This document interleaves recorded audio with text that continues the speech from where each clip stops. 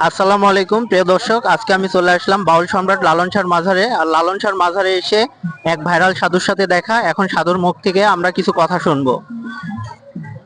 সাধু, আপনার নাম কি? আমার নাম রবিউল। আপনার গ্রামের বাড়ি কোথায়? আমার জন্মস্থান ঠিকানা জামালপুর জেলা সরিষাবাড়ি থানা বয়রা গ্রাম 2 নং কুকলদিঘা ইউনিয়নের 5 নম্বর ওয়ার্ডে আমার বাসিন্দা।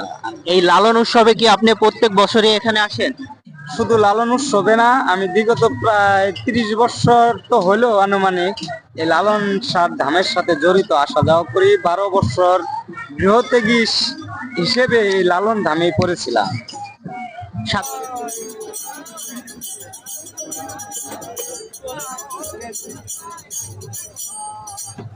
যদি আপনি বলতেন আমাদের দর্শকদের উদ্দেশ্যে যে এখানে আপনি মোমবাতিগুলো কেন জ্বালান? এটা আসলে দর্শকের উদ্দেশ্যে বলতে বললেন তো, এটা দর্শক শ্রোতা কিছুই বুঝবে না, শুধু রূপরেখায় দেখে যেতে পারবে। এটা হলো এলমে মারিফতে যারা আহলে বায়াত গ্রহণ করেছে, যারা গুরু ভজনা করে তাদের জন্য এটা। আর এর মূল মিটিংস হলো ফকির লালন শাহর বৎসরে 2টা অনুষ্ঠান হয়, একটা পয়লা কার্তিক আর একটা ফাল্গুনের পূর্ণিমা, জুল পূর্ণিমায় বলা হয়।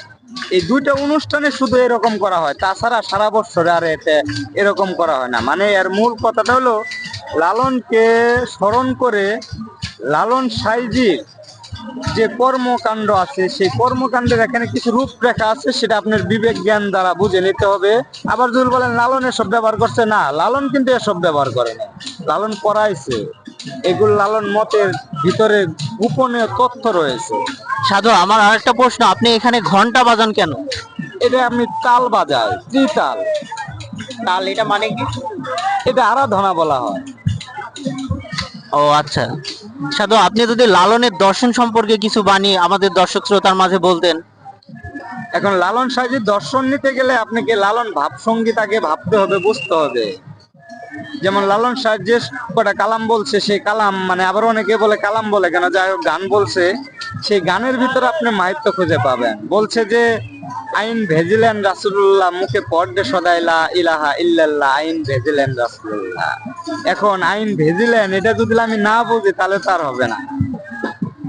ইল্লাল্লাহকে নফিয়াজবাদ বলেছে, নফিয়াজবাদ করতে বলেছে। এর ভিতরে আরো কি আছে, আবার আরেক জায়গায় বলছে আদি মক্কায় মানব দেহে দেখনারে মন দেহে, দেশ দেশান্তর দড়িয়ে মরছিস কেন হাঁপিয়ে।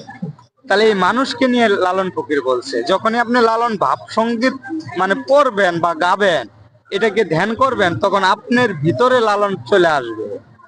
তখন যখন ভিতরের লালনকে খুঁজে পাবেন, তখন আপনি লালন কি, লালন দর্শন কি আপনি বুঝতে পারবেন। তার আগে কখনোই সম্ভব না।